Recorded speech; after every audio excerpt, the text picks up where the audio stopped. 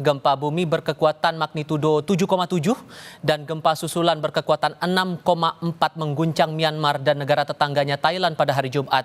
Gempa itu menghancurkan gedung-gedung, jembatan, dan bendungan.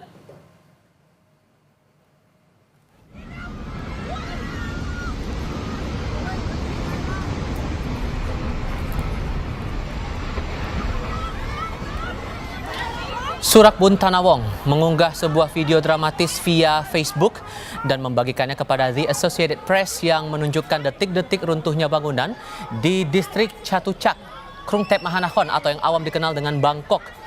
Setidaknya 6 orang tewas di area gedung runtuh yang sedang dibangun itu. Jumlah korban tewas akibat gempa ini telah melonjak hampir 700 jiwa yang dilaporkan media pemerintah pada hari Sabtu.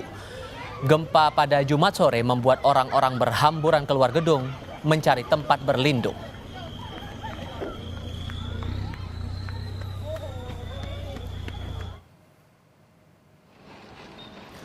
Usai runtuhnya gedung, tim penyelamat bekerja membersihkan area gedung yang roboh.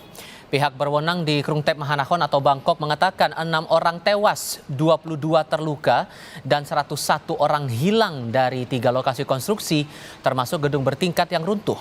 Gempa bumi pada Jumat sore membuat kerusakan yang luas. Para pejabat setempat memperingatkan jumlah korban jiwa berpotensi akan terus bertambah.